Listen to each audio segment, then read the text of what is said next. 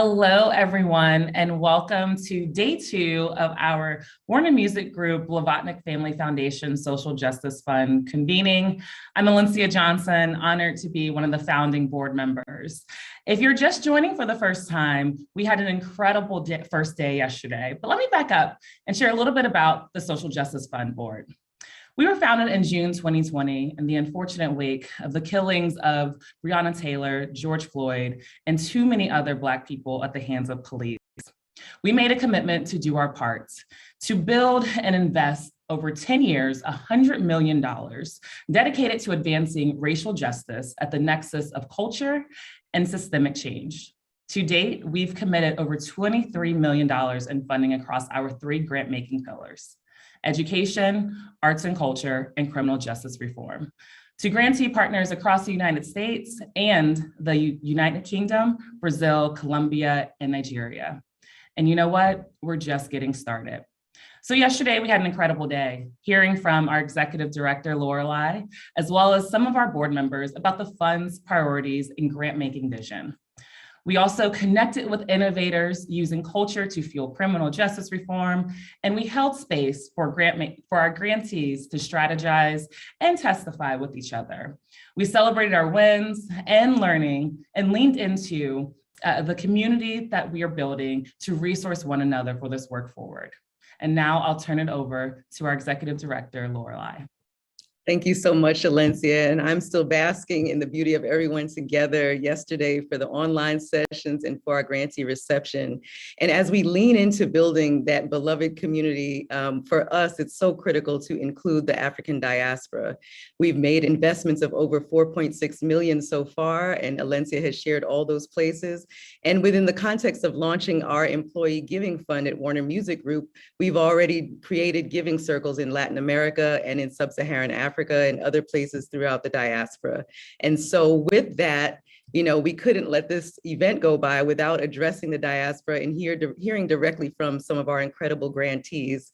And leading this conversation is our own incredible founding board member, Austin Dabo, who is Executive Vice President of Atlantic Records UK. Austin started his career in music working for the BBC, where he programmed music for their youth stations. He then went on to lead editorial at 2 of the biggest digital service providers, Spotify for UK and Ireland. Welcome, Austin, and all of our incredible panelists today. Thank you, Lorelei. Good morning, good afternoon, or good evening, depending on where in the world you're dialing in from. Before we start, I'd like to thank Lorelei, Alencia, and all of the teams that have put this week's events and panels together. It's been incredible watching, listening, and learning from some of the most interesting voices in the racial and social justice space. Like Lorelei said, my name is Austin Dabo, and I'm the Executive Vice President at Atlantic Records UK. And I also sit on the board of the Warner Music Group Social Justice Fund, which is part of the Blavatnik Family Foundation. Today, we're here to have a dialogue around diaspora. Now, let's just remind ourselves on the definition of diaspora for those who may be less aware. Diaspora is the dispersion or spread of any people from their original homeland. Many of you are dialing in today from locations that are thousands of miles away from your genetic roots. There'll be Nigerians in New York, like myself, I'm in New York at the moment, Ghanaians in Germany, Somalians in London, and countless other examples that demonstrate the global nature of the African diaspora. When you look across culture, whether that's fashion, film, music, or film, or movies, diasporas often share powerful connections that transcend borders. Some of the most exciting and innovative cultural icons owe their success to the mixing of diaspora cultures, including many of our own acts here at Warner Music. But alongside the many positives, we also sadly share some of the same struggles and injustices. Being overlooked due to gender or skin color isn't just an issue in 1 or 2 countries. Systematic racism within the education system is something that many countries will recognize. And police brutality that ends in death and destruction, sadly, is something that almost every single diaspora knows all too well. So this panel today will highlight some of the Social Justice Fund's international partners who are doing some incredible work across the African diaspora to address racial inequity within a global context. We'll also hear from some of the nuances that exist within each region too. During this event, we'll hear from people that represent the UK, the US, Colombia, Brazil, and Nigeria as we discuss crucial racial issues and movement building strategies in each of those countries. Now, without further ado, I'd like to introduce those on our panel. We have an amazing lineup of esteemed guests that are doing some incredible work across the globe. Today's panel will consist of Malade Adeniyi, who is the CEO of West Africa Vocational Education, also known as WAVE. We have Nana Gyamfi, who is the Executive Director of the Black Alliance for Just Immigration. We have Paula Moreno, who is the founder and Executive Director of Manos Visibles. We have Lisa Anderson, who's the Managing Director of the Black Cultural Archives. And we actually have a fifth person who is having some technical issues, but we're hopefully going to get her on the line, Aline Andrade, who is the Deputy Executive Director of the Brazil Human Rights Fund. Now, I'm going to ask each panel member to virtually step forward and briefly highlight in 1 or 2 minutes their organization's mission and the most urgent racial justice issue in their region, and perhaps a little bit about how each of their organizations are addressing them. And I'll start with Nana. Thank you so very much, Austin. Thank you, Lorelai. Thank you to all who have put this together. And I'm so pleased to be here with my comrades in this struggle. BAJI, the Black Alliance for Just Immigration, is a US-based Black, national, racial justice, and immigrant rights organization that educates, advocates, and organizes Black migrants and African Americans toward racial, social, and economic justice. We're rooted in the understanding that when Black people are free, that all people are free. Our work can be divided into 3 main buckets. One bucket is our abolition and community safety, the second bucket being our protections and border work, and our third bucket being our care and wellness work. Our abolition and community safety work is about ending policing, ending the caging of people, particularly Black people, and investing in community support and services instead. Our protections and democracy work, as well as our border work, is about supporting permanent protections for migrants who are trying to stay with our families and communities here in the United States, and making sure that Black asylum seekers at the US-Mexico border are allowed to come into the country and assert their rights, both on international basis and US law, to asylum. And our care and wellness work is about addressing the basic human needs and human rights, including civic engagement and democracy work that supports all of these bucket areas.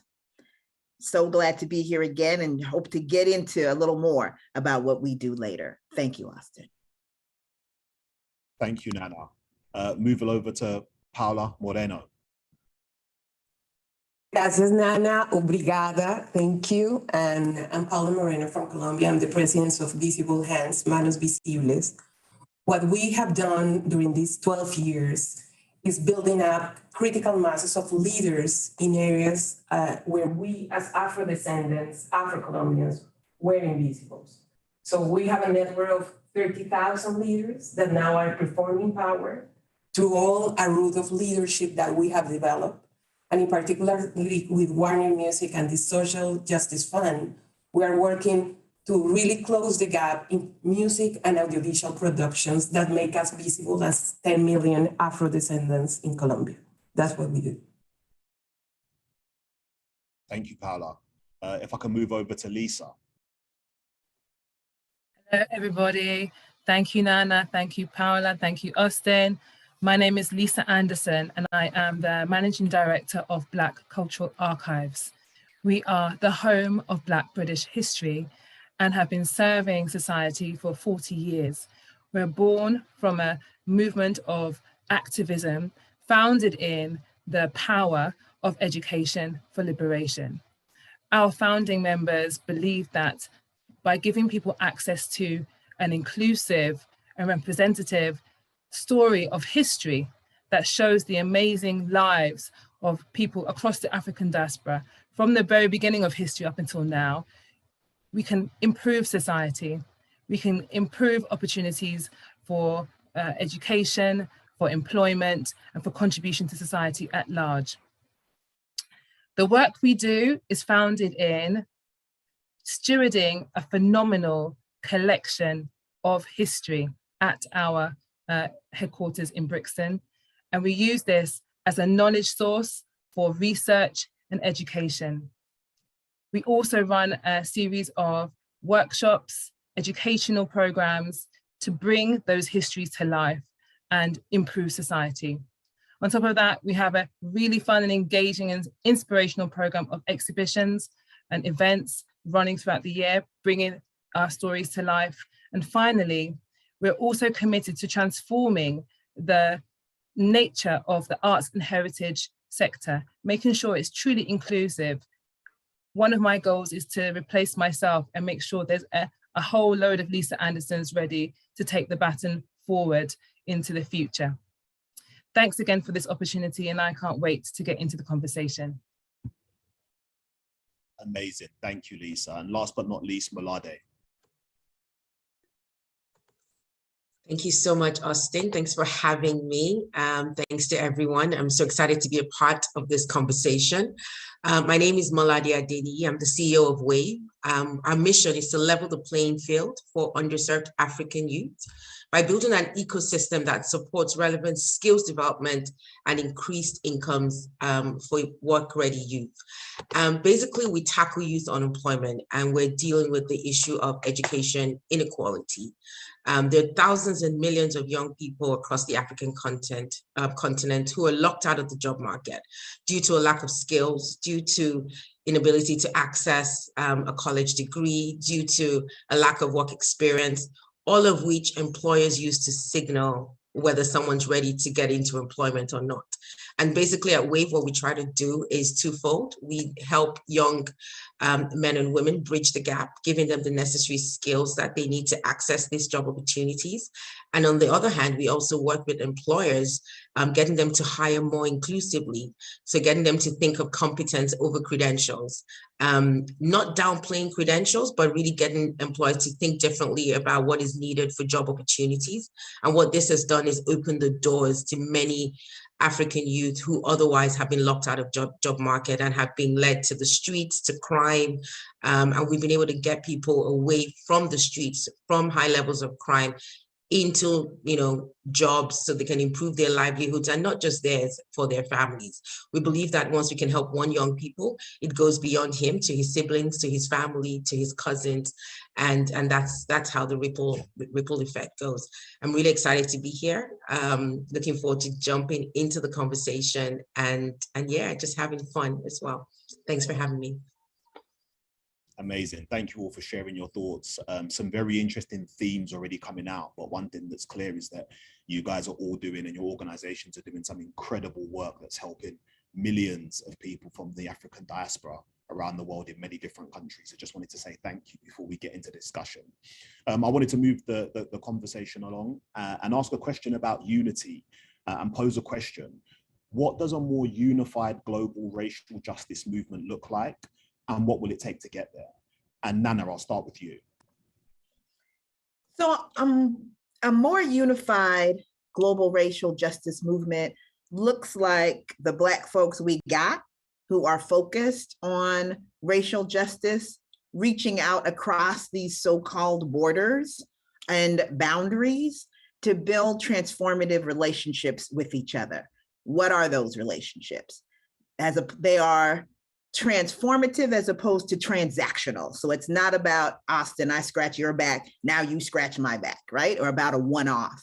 It's about us really sitting down and talking with each other, with interpreters if necessary, and reaching some understanding about what our shared values are, what are our shared challenges, how do we plot a way forward, and then working with each other to build the trust and moving at the speed of that trust to actually begin to address issues with each other, both again in the advocacy level, whether it's on the organizing level. I think about NSARS and how that connected to the Black Lives Matter movement and really was able to unite us in a global way that maybe hasn't happened since apartheid or something, the anti-apartheid movement. And so I think that's how we build this global racial justice movement, by being more transformative and by knocking out these borders and boundaries that others would have in our way. including this conversation we're having today.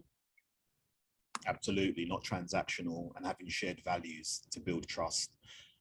Paula, I'd like to get your opinion on that. I think the first point that I will make is seeing each other. That's the first thing, getting to know each other. Because as Afro-Colombian, many times I have been in the continent, for instance, you don't know that we exist.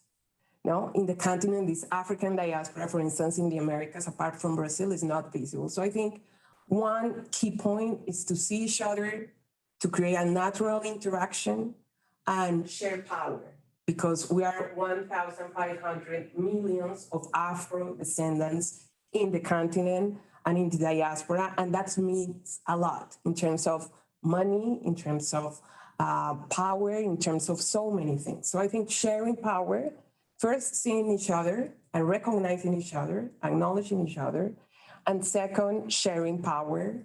And I would say that also I feel that in the last 2 decades, in academic terms, in legal terms, we have worked globally, but now we need to think about economic autonomy and financial flows and capital from the African diaspora. So I would stop there. That's an excellent summary. I was surprised when we was catching up yesterday, Paula, at how large the African diaspora is in Colombia, and that came about from us connecting and communicating. So you're 100% correct. Lisa, I'd like to move on to you. What are your thoughts on this area? Well, I concur with everything that has been said so far in the importance of a formative approach in terms of being willing to distribute power. And I think in that, is a requirement for us to be really honest with each other, you know, in terms of checking ourselves for where we are not, where we have prejudgments of each other. You know, that case about Colombia having such a huge diaspora is a case in point. It's not fully understood from my perspective, the depth of expertise, insight, resource that I could collaborate with in Colombia. And I think not having an openness to the value that other partners can add across the diaspora is a block to us being able to really leverage the potential of our collaboration. I also think what's really key is having a long-term approach. I mean, that's kind of inherent in the idea of approaching it from a transformation perspective. But I think it's really being in it for the long haul. I think for everybody on this call, this is hard work. This is not something we do for the money. We do it because we're committed to social transformation for the long haul. So for that future generations, you know, can benefit from it. So yes, I would like to see us, you know, bringing and being open to things. I think is about being innovative as well, so that we can make space for new ways to collaborate. And as I say this, a voice in my head reminds me that ironically, there are fantastic examples historically of how we have done this well. And often I think we forget. I don't think we have access immediately in our minds and our references to some of the brilliant strategies that were realized to get us to this place. So maybe to step into the archives, quick plug for my work, and really study what has worked in the past and then innovate from there as well. Yeah, absolutely. As you and Nana were talking, I was thinking of a follow-up question, and I was like, there are groups that have done this well before. You're absolutely correct. And the whole thing about a requirement of honesty really struck a chord as well, because, you know, this fund was set up, many other corporate, you know, companies were forced to listen when, you know, we as a diaspora were very honest a couple of years ago, and maybe more honest than we've been in a generation. So hopefully that kickstarts, you know, a new level of transparency in terms of the level of honesty that we share, not just amongst ourselves, but also with partners and allies as well. And last but not least on this question, Malade. So I think everyone said everything. So maybe I'll just add an African proverb that I love. And it says, if you want to go fast, go alone. If you want to go far, go together. And I think when we begin to think about how do we truly get to the end, it means we need to go together. And by going together means we need to be tolerant. We need to have a lot of empathy. We talked about listening and really just understanding our uniqueness, yet our similarities as well. So I do think, what everyone said is so true. And when I think of how do we get to the end goal, is really through partnerships, is really through collaboration, is really working together. Enough of all of this working in silos and trying to do things all by ourselves in our own space. We all have the same struggles. How do we just really calmly come together, understand what all those struggles are, and begin to face, the same direction? I like to use this analogy of, imagine we're in a boat and we're paddling. If we're all paddling in the same direction, we're going to get there faster than some of us going right, some of us going left, some of us going back. We're kind of just going to be stuck in one place. So yes, if we want to go far, go together. This is how I'd love to sort of capture it. Thank you. It's interesting, isn't it? Because all of you have spoken, and you could have jumbled up the faces, and someone who spoke from America that could have been speaking from the UK. Lisa's words could have come from Paola. We definitely absolutely share the same struggle. I'd like to focus in on you and the work that your team are doing, Nana, specifically around the diaspora's expansion globally, and the fact that there are unique challenges facing Black immigrant populations. Nana, can you just talk briefly about how you're addressing the higher rates of detention and deportation facing the African diaspora around the globe? Yes. So when we talk about Black migrants around the globe, we're talking about people who are living at the intersection of racial justice, often expressed in its opposite as anti-Blackness, and migrant rights. And that's wherever we live and whatever we're doing, whether we're talking about the root causes of migration, what is happening in our countries that cause people to have to leave, or whether we're talking about, in the context of detention and deportation, our criminalization. So as a US-based organization, BAJI focuses on the criminalization of Black migrants in the United States. But of course, we know from our work with our partners globally that Black migrants are criminalized wherever we are. The solution to Black migrants for so many of our countries is detention and deportation. And I'm thinking of what we saw happening at the war with Ukraine and Russia, when you saw Black migrants being stranded, not being allowed to come into countries. I'm thinking of what we saw at the border with the United States and Mexico, where BAJI was really pressing to say, hey, you can't just have a whites only line of 20,000 Ukrainians while you're whooping Haitians and African migrants on horseback in this same sort of moment, right, in terms of the policy, and thinking about the flight that was successfully stopped going to Rwanda, right, out of the UK, that this idea that we must be caged, that we must be expelled is one that is considered basic.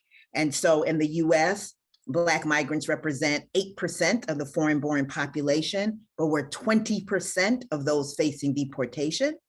76% of those facing deportation that are Black are facing deportation on criminal grounds. Things like DUIs, simple assaults allow you to be deported, even if you've been in this country for over 20 years. And that's compared to, say, 45% of folks from North or Central America, 38% of folks from Asia. And so the police and the anti-Blackness of policing creates this police to detention and deportation pipeline that we see in the United States. But anyone that's in their diaspora as a Black person knows that this is what happens to us across the diaspora. And so our work really is to attack the root of the problem, to address anti-Blackness, both in policy. So, how do we end criminalization? How do we end policing? How do we end caging as the solution? How do we uplift migration as a human right? So that's a lot of the work we do.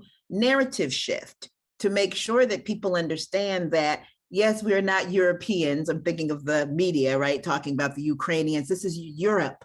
No, we're not Europeans. And yet we still are human and this is a human right. How do we have that narrative shift? And then the political education so that people have an understanding of how you connect this criminalization with this great replacement theory that results in death, including the 10 people killed and Black people killed in Buffalo, how it connects with the dehumanization of people where you feel like you can whoop them from horseback, that you can cage them and deport them back to danger, the attacks on Black LGBTQ migrants, how we connect all of those together, partner up with people that are addressing all of those issues, and then we push back. And we've been successful in doing that work. It's not easy work. It's definitely long haul. Nana, you've just muted. Sorry. It's work that we're very happy and excited to be able to do with those people that are working on racial justice issues and as well as those working on issues of migrant rights. Thank you. Some real sobering statistics there. And as you were talking about the migrants, and I was thinking of the Windrush scandal here in the UK, when you had, you know, some people that have been in the country since they were 10 years old, in some cases being deported 40, 50 years later for minor transgressions as teenagers and young adults. So absolutely some synergy and unfortunate similarities there. I'd like to move on and talk about something slightly different with you, Lisa. In the UK, just like many places around the world, Black identity is nuanced and complex. You know, Black isn't this monolithic, you know, thin identity. How do you see African, Caribbean, and other Black British communities coming together to fight systematic racism across the board? I think you do see it happening in, to some extent, a monolithic way. So the Black community gets referred to as one group often in media. So when you saw the reactions to the Black Lives Matter movement or the Windrush scandal or any other racial justice issue, particularly around deaths in police custody, for example, they'll report that the Black community is rising. And you cannot deny that you will see faces, you can sometimes tell, from various ethnic groups across the Black community being represented. And you even see that in terms of the voices that are advocating for change.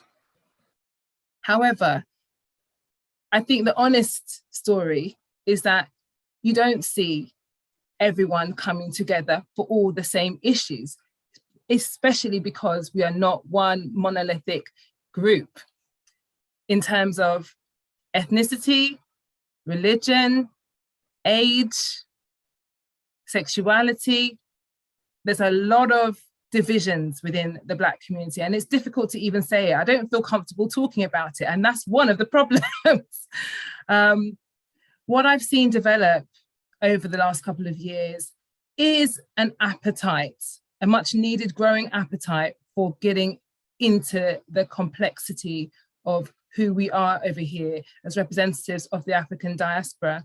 I've seen a number of research projects emerge where people are trying to understand what is the spectrum of views and backgrounds living in the United Kingdom here. And I think that insight into who we are is crucial to ensure that we understand who we are and how we can move forward together more concertedly. That's something that I'm dealing with at Black Cultural Archives as an organization that's been around for 40 years. I can honestly say that I've been in position for 6 months, and on starting, it's been clear that some groups within the Black community don't necessarily feel as aligned with it or like it's for them as others. And I can say certain young groups or certain groups from a certain sexuality bracket or identity bracket. And I think it's key for there to be leadership that's willing to be intersectional, inclusive, and open. That's a cultural change that needs to happen and then be followed through with intentional action. There are no easy, quick answers to this, but I'm personally, as a leader in this space, very much committed to doing some of that work in partnership with researchers, academics, to move the conversation forwards. And as I mentioned, academics, you know, I'm very disappointed at the lack of resource for public and academic intellectual leadership around understanding the nuances of the Black community. I think that's an area that needs huge investment into. And ironically, there's seems to be a lot more going on in the United States around what's happening in the UK than there often is in the academy here in the United Kingdom. I would like to see that changed. I've had conversations with academics saying that, oh, there's a lot of cuts going in around the study of Black British history. Now, really, at this time, we've got all this to navigate. So, you know, I'm thinking about ways to advocate for how we can change that kind of policy, how we can leverage resources to kind of shore us up with the kind of intellectual foundation to strengthen the way in which we can advocate and work collectively going forwards. Thank you, Lisa. Yeah, it's very rare to see a report on the Black British population that gets into any level of detail.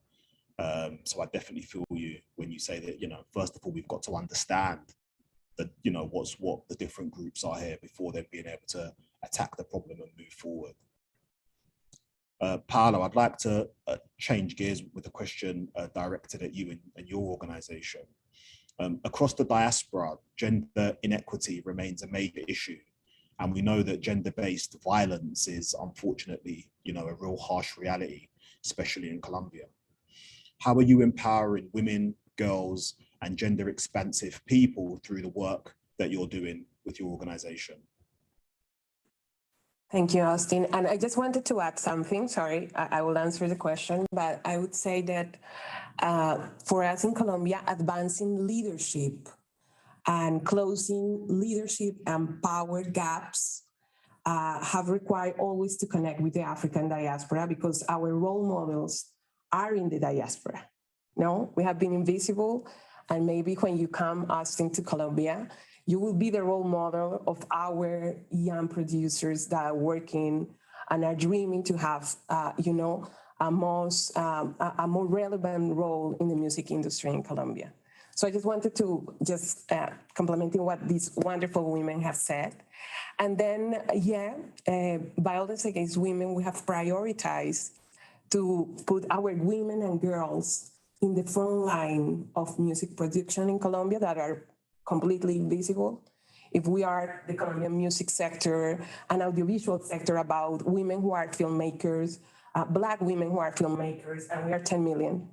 And women who are music producers, there is almost none. And more when you go to the territories where most of the Black population lives, like the Pacific coast, that is a small Africa, 1 million people, 90% African descent, then you don't see women in these leadership roles. What we have been doing through the project, first is raising awareness, you know, about women, men, and sharing power between us. And second, we are also helping and training and getting the best training at universities to have scholarships, to have programs for Black women, to really nurture this critical mass of women in the music and the filmmaking scene. So we are providing opportunities and also finally raising awareness about our economic and political power. You know, one of the great things that we have achieved in this decade in Colombia is that we have some of the visible hands today are ministers of culture. Our current Minister of Culture is a Black woman from the Pacific Coast who have been trained through the leadership road of visible hands. So we are also looking for opportunities for people to perform effective power at different levels. Being the leaders that we want to see in the world, but also performing power and being trained to perform that power. So we are building from that, raising awareness in these different senses, but also building the leadership to really, you know, show results, to perform effective power, and also to change the dynamic and make it natural what today is exceptional, no? To be a Black woman in a position of power is like exceptional until today, but we want to make that natural So we are training a critical mass, for instance, in this particular project or in the music and audiovisual sector. Thank you. You four are giving me so many quotes, man, for my Instagram captions, man. Make the exceptional normal. I love that. I think you were saying, Paula, that both of the vice presidential candidates for the next elections are both Black females, right? Yes, Austin. And I have to say, you know, I was the first Black minister in Colombia 12 years ago, you know. And one of the things that I never dreamt was to see how cultivating, building leadership. You see today that the two vice presidential candidates are Black women. And we are taking it. You know, we are taking it. In being ministers, we have had 2 more ministers. We have had now, of course, now the question is, we need to deliver and perform power to really benefit our grassroots. That's the other thing. No representation is not enough. I mean, you need representation, but also, you know, bringing others with you. And I think, but it's a major achievement that we have one as private sector leader. We are taking on power in Colombia. Amazing. So a couple of months ago on International Women's Day, I read an article that said that Nigeria ranks a lowly 139 out of 156 countries in the World Economic Forum's Gender Gap Index. And, you know, I always take these articles with a pinch of salt, but it was quite a concerning headline. Malade, I wanted to ask you what you thought about that headline, first of all, slightly controversially, but also we know that gender equity is an important lens in the work that you and your organization does, and how are you addressing these issues? Heavy sigh, I think is the first reactions that I feel. But I mean, I guess, you know, there's a ray of hope. We're just about to go into elections in 2023. And we've just finished primaries. We've never had a female governor in all the 36 states of the country. However, we do have a state up in the north that a woman won the primaries, and she's going up against the party. They are the winning party, or they are the governor is the sitting governor. There's great hopes. It's the first time we're going to have a woman who is actually going up for the governor of a state. We're excited about that. As Paula has said, it's not just about the representation, but it's just about how do we then get others to come up and kind of following towards, well, we've never had a female presidential candidate. I mean, maybe we still have a long way to go, but everything you read in that article, Austin, I wish I could say was false, but every single thing is true. We still have countries in Nigeria where girls aren't sent to school, and a boy child will go to school over a girl child. That still exists till today. There are jobs where females don't get access to just because they're female. And all of these things continue to go on.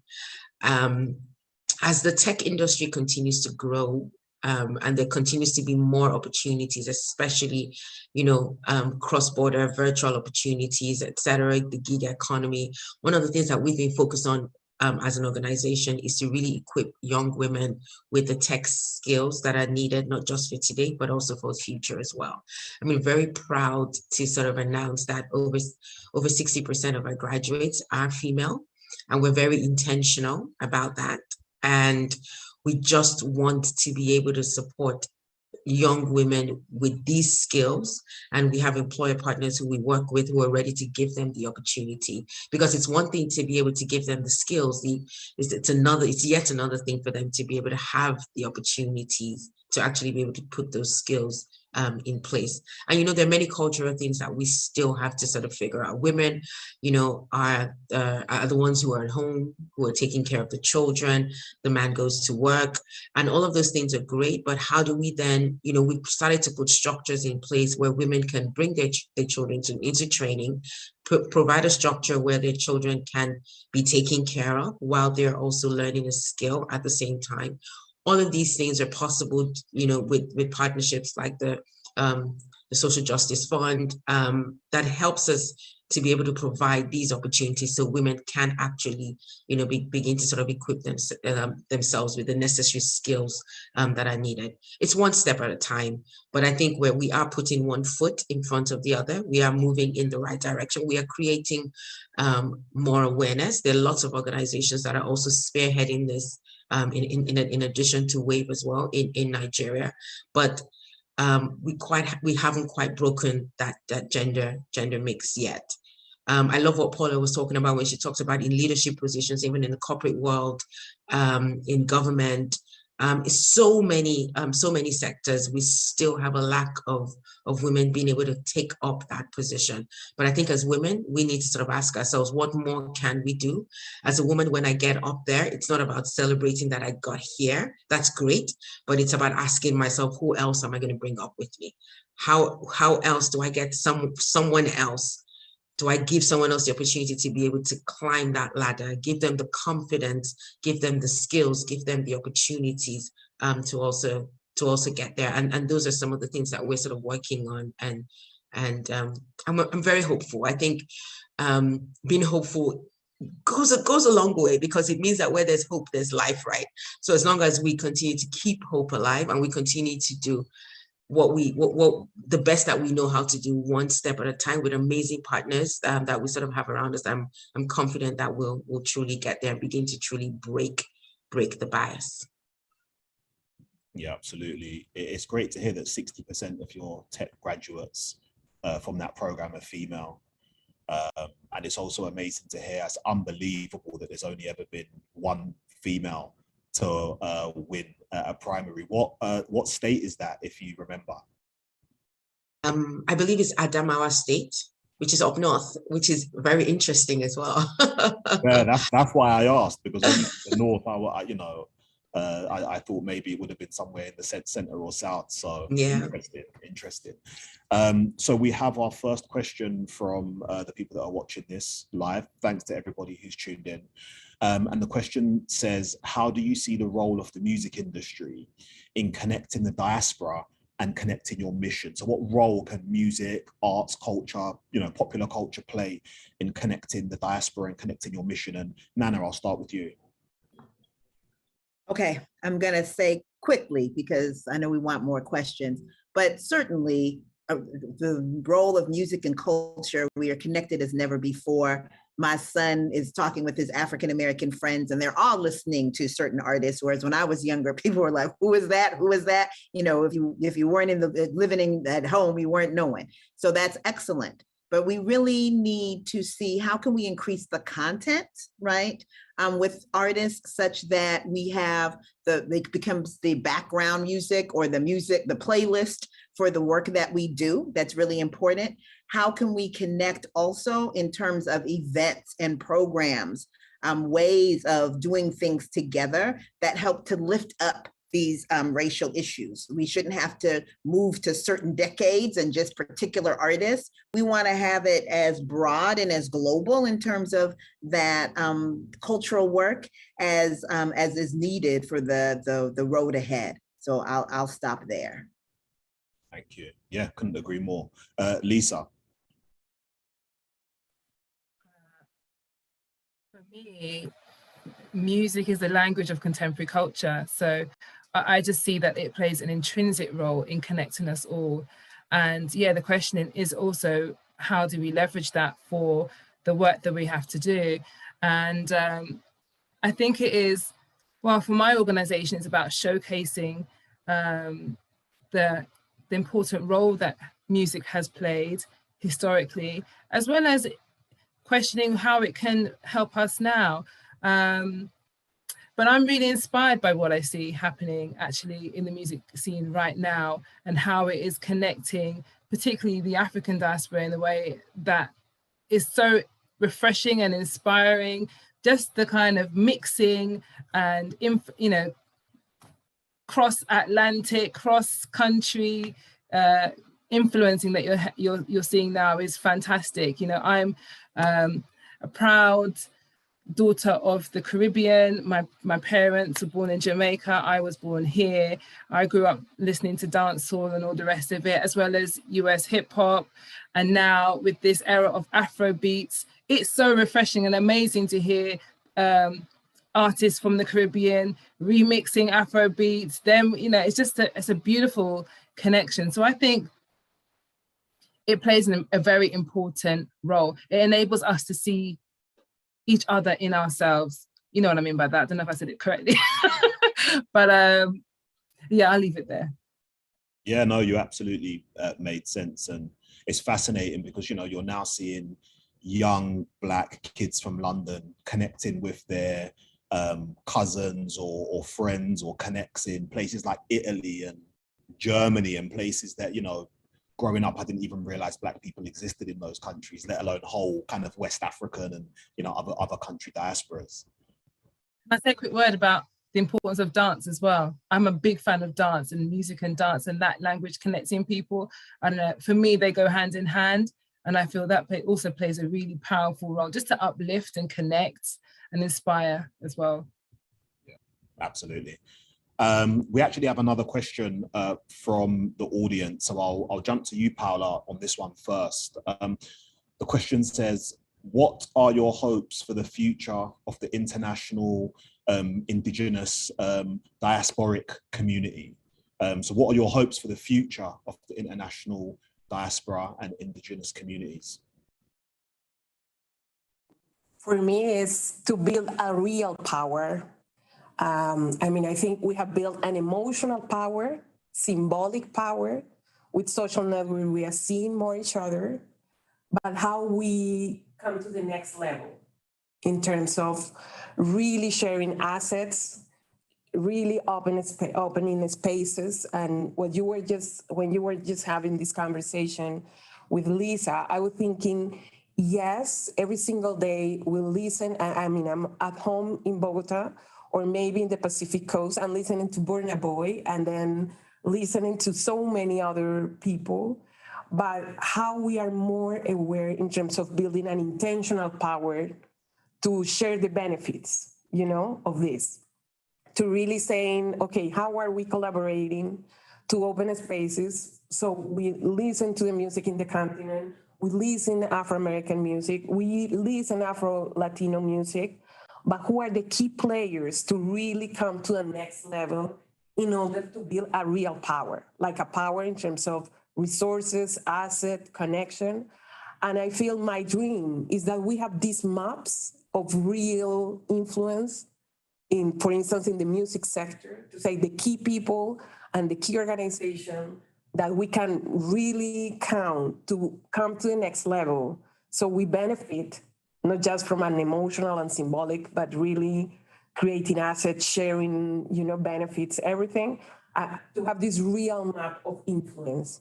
And then in that map, we can say, okay, we bring in this map and in these positions, these other people, and we have effective collaborations, you know, like, for instance, that top artists in the continent can collaborate with Afro-Latino artists that sometimes, and now I don't see it, no? And so how can we balance at the end also? I think globally, and I will end here, we have a more American perspective of Blackness, you know, and American, how we balance that with the continent and the diaspora from Latin America to have a shared power. I think that's my goal. It's amazing, Paula. Molade, there's rarely a country I go to on this planet where there's not a Nigerian community hidden somewhere. And of course, you know, on the Warner Music side of things, we've got global superstars such as Burna Boy, CK, Darko, and then people that, you know, might not have been born in Nigeria but are of Nigerian heritage, such as Tion Wayne, who have helped to spread, you know, the gospel of Nigeria. What are your hopes for the, you know, the global community or the global diaspora community, and, you know, where this could be in the next 5, 10, 20 years? I mean, it's amazing to see some of these things that you have said. You're right. I also haven't gone to a country yet where I haven't found a Nigerian restaurant where I could have some Nigerian jollof rice or something. But I think I want to go back to, I think it was Nana who had mentioned about NSAS in 2020 when we had that NSAS movement. And it was just great to see how Nigerians in diaspora, different countries, just lended their voice from wherever they were, joining in. And it's that word that I've heard over and over today, collaboration, and just coming in and just saying, you know what, we may not be here, but we feel your pain. We understand where you're coming from, and we want to be a part of this movement. It was truly, truly heartwarming to see how we were standing together as one. So regardless of where we are, regardless of what country you're physically in. So for me, the hopes that I truly do have is that we continue to stand as one.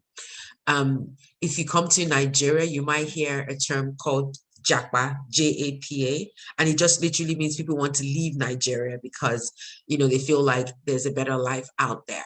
However, there's lots of people that also say, yes, you might leave, but your father is still here, your mother is still here, your cousins are still here. Therefore, it's not about you leaving for a better life for yourself. It's really asking myself, if I do have this opportunity, and I do have this maybe privilege that may not exist to someone who's still here, how do I use that to influence something positive back home? So I mean, I think the hopes are endless, and it's really about remembering where your roots are from, and seeing how I can still be a part of the nation building, of breaking the inequities, of bringing more equity in, of just making sure that, the opportunities that I am now having access to, I can also share that opportunity with somebody else. Again, just bringing someone along and paying it forward. So I'm excited. I myself had the opportunity I schooled in the UK for about 15 years. I lived there for about 15 years. The opportunity that I got to come back and be a part of something that is helping young people, I took that opportunity, and I haven't regretted it for one day. So I'm hoping that many more people will take the plunge as well. Time for one more question before we hand back over to Valencia and wrap up. There are lots of people that are watching today. You've got some members of the public that are watching. You have some, executives and some colleagues of mine at Warner. I'd like you to just each tell the people that are watching, what's the one thing that they can do to help your organization? So, after this meeting is finished, what's the one thing that they can do to advance the cause of your organization and your mission? And I'll start with you, Paula. To support Afro-Colombian music, and create collaboration between Afro-Colombian music groups. We have a big talent. We have many great groups, but we need to become more visible in the African diaspora movement in the world. And music will be a great, great way to do it. So I will leave it there. So get onto Spotify and start clicking those playlists. Nana. Come have a meeting with us. You choose the drink, but let's talk about immigration and Black immigrants. You got too many artists that are coming to the United States that are Black immigrants from y'all's labels that need immigration support and know what it is. So let's have that conversation and see how you can support us in getting the word out and pushing back against anti-Black immigration policies in the United States and elsewhere. Absolutely. Lisa. I would ask everybody to come visit Black Cultural Archives, either in person or online, and become a member and support our mission to be the Centre of Black British History, dedicated to collecting, protecting, and promoting Black British history. Become a member, join us. Thank you. And Molade. So it's just a call to ask people to ditch their traditional hiring attitudes of using credentials and work experience and focus more on competencies and attitude to hire.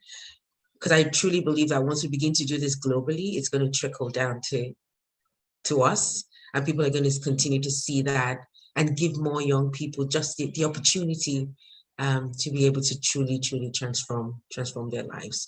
So yes, that's my call to action. Amazing, thank you guys. And I'd just like to give a virtual round of applause to Paola, Nana, Lisa, and Malade for sharing their experiences and their expertise with us.